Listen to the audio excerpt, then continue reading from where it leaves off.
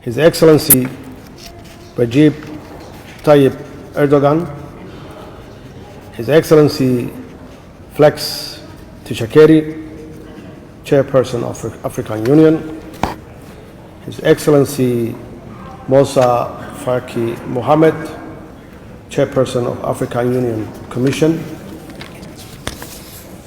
distinguished Justice, Excellencies, brothers and sisters. I would like to begin by thanking the government of Turkey and its people for the exceptional hospitality accorded to me and my delegation. Mudane Recep Tayyip Erdogan, Mudane Flex Tishakeri, Mudane Musa Faki Mohammed, marti sharafta kale mudanayaal waxaa farxad iyo sharaf weyn ah inaan idin kala soo qayb galo shir madaxeedka saddexaad ee iskaashiga Turkiga iyo Afrika oo ka dhacaya magaaladan taariikhiga ah quruxda badan ee Istanbul. ugu horeyn waxaan u mahad celinayaa dawladda Turkiga iyo shacabkeeda sida quruxda badan ee ay noo soo dhaweeyeen aniga iyo wafdigayga. waxaan ugu hambalyeeyaa dawladda Turkiga iyo midowga Afrika qabanqaabada shirkan muhiimka ah inkastoo ay jiraan caqabado ka dhashay masiibada COVID-19. tani waxay muujinaysaa in xiriirka qotada dheeri uu keenay madashan iskaashiga Afrika iyo Turkiga. waxaan qirayaa hogaaminta aragtida leh ee madaxweyne Recep Tayyip Erdogan ee ku aadan in Afrika ay safka hore ka gasho mudnaanta siyaasadeed ee arrimaha dibadda Turkiga. shirweynahani waxa uu muhiimad istiraatiijiyadeed u leeyahay Afrika iyo Turkiga. waxaan aad ugu rajo weynahay in dardargelintani cusub ay kor u kac weyn u keenayso iskaashiga iyo wax wada qabsiga guud iyo gaar ah labada dhanba. We are certain it cannot and will not happen without an effective and innovative enhanced partnership for common development and prosperity. Excellencies, distinguished guests and brothers and sisters, Turkey is a valuable supporter of Somali's development. In this sense, Turkey is a true brother, ally, and friend of Somalia. As a nation, we are very sincere in our appreciation and respect for Turkey's developmental role and efforts. Somalia waxa ay ku kalsoon tahay in shanta qodob istiraatiijiyadeed ee iskaashiga ah ee hoosta lagaga xariiqay shirweynahan ay dhammaanteen inoo horseedi doonaan jawi nabad, cadaalad, xasilooni iyo barwaaqo ah. sidoo kale ay xaqiijin doonaan xuquuqda karaamada aadanaha keenayana fursado aynu u simannahay dhammaanteen.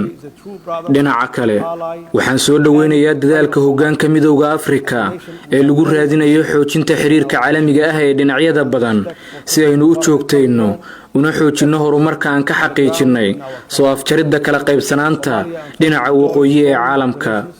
run ahaantii waqtigan isku tiirsanaanta iyo isku xirnaantu ay muhiim ka tahay haddii aanan iskaashan suurtagal ma noqonayaan in la gaaro horumar guud iyo horusocod lagu tallaabsado. mudanayaal shirweynahani waxa uu ku soo beegmayaa xilli Afrika weli ay la ildaran tahay saameynta cudurka COVID-19. dawladdeedu waxa ay sii wadi doontaa qorshe howleedka wadajirka ah ee iskaashiga Afrika iyo Turkiga kaasi oo aynu u aragno inuu yahay mid waxtar u leh dadaaladayada soo kabashada ee lagula tacaalayo cudurkan. Additionally, Turkey is one of the major providers of educational scholarships for Somali students who are returning to positively contribute to Somali society and our sustainable national economic recovery. Furthermore, Turkish investors are working with their Somali counterparts to invest and create opportunities in many different sectors across Somalia, often living among the people and communities they working with. This is the best sign that Somalia is open and ready for other direct foreign investment from all over the world. Like the rest of the world, Somalia has been terribly affected by the COVID-19 pandemic. mudanayaal waxaan mar kale uga mahad celinayaa walaalkay mudane Recep Tayyip Erdogan taageerada uu Soomaaliya ka geysto ee ay ka mid tahay agabka caafimaad ee muhiimka u ah la tacaalidda cudurka COVID-19. sidoo kale waxaan Turkiga ugu hambalyeeyaa hindisaha talaalka cusub ee Turka Covid waxaan ugu baaqayaa inuu kaalin hormuud ah ka qaato wax ka qabashada sinlaan la'aanta tallaalka ee ka jirta qaaradda Afrika iyada oo loo marayo isdhaafsiga tiknoolajiyadda casriga ah iyo dhisidda awoodaha wax soo saarka iyo warshadaha Afrika. iskaashiga istiraatiijiyadeed ee Afrika ay la leedahay Turkigu waxa uu naga caawin doonaa inaynu si wax ku ool ah wax uga qabanno caqabadaha ka dhashay amni darrada iyo colaadaha isbeddelka cimilada magaaleynta sare u kaca shaqo la'aanta iyo hoos u dhaca ganacsiga. mudanayaal waxaan ogsoonahay in iskaashiga ay Afrika la leedahay Turkiga ay yareyn karto xallin karto oo ay horumarin karto dhammaan badanaha iyaga wada jirka ah una bedeli karto caqabadihii hore iyo kuwa hadda jira fursado cusub oo laga faa'iideysan karo. mudanayaal aniga iyo wafdigaygu waxaan maanta halkan idinkugu soo gudbinaynaa waayo aragnimadayada annaga oo ka marqaati kacayna waxtarka uu noo leeyahay iskaashiga dhabta ah ee aan la leenahay Turkiga kaasi oo ah tusaale mudan inay ku daydaan walaalaha iyaga Afrikaanka ah. maalgashiga Turkiga ee Soomaaliya waxa uu ahaa mid dhinacyo badan taabanaya oo mid toos ah iyo mid dadbanba isugu jira. laga soo bilaabo taageerada la siiyo howlgalka nabadda ee Midowga Afrika waxay u suurtagelisay Soomaaliya inaan hadda cadeyno qorshayaashayada ku aadan howlgalka AMISOM wixii ka dambeeya sanadkan 2021 oo aynu si tartiib ah ula wareegayno mas'uuliyadda sugidda amniga iyaga. sidoo kale waxaanu suuqyada u furnay maalgashadayaasha Turkiga waxay Soomaaliya ka dhigteen hoygoodii. dhanka kale dawladda Turkigu waxay ardayda Soomaaliyeed siisay fursado waxbarasho oo ay ka faa'iideysteen iyaga oo wax ka bartay xarumo waxbarasho oo heer caalami ah kuwaasi oo ku yaala dalkan Turkiga.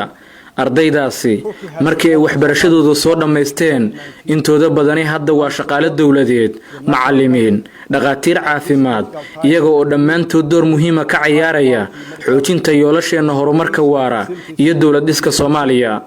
waxaanu kordhinay mugga ganacsi ee naga dhaxeeya annaga iyo Turkiga. sidoo kale annaga oo kaashanayna Turkiga waxaanu dhisnay kaabayaasha muhiimka ah sida wadooyinka istiraatiijiga ah dekedaha iyo isbitaalada. dadkayga Soomaaliyeed waxay Turkiga la yimaadeen maskaxdooda hal abuurka ganacsi iyo wax urinta badan iyaga oo halkan ka bilaabay ganacsiyo kala duwan iyo maalgashiga dhismayaasha. iskaashiga Soomaaliya iyo Turkigu waa mid ku dhisan faa'iido laba dhinacle ah waxaana qaabeeya isfahamka wanaagsan ee naga dhaxeeya ee aynu ku xaqiijinayno kor u kaca dhaqaale iyo horumarineed ee dalalkeena.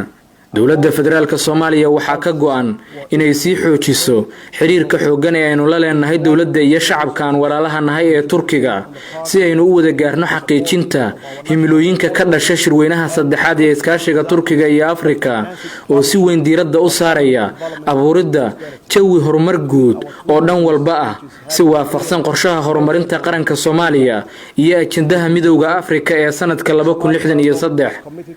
mudanayaal waxaanu soo dhaweynaynaa meel marinta qorshayaasha ka soo baxay shirweynahan muhiimka ah waxaana rajaynaynaa inaynu si dhow idin la shaqeyno dhammaantiin si aynu u xaqiijino hadafyadeena. mahadsanidin.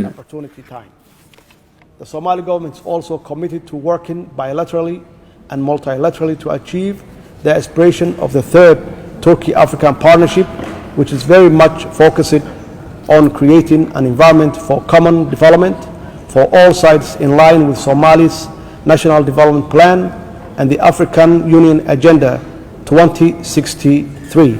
I thank you all.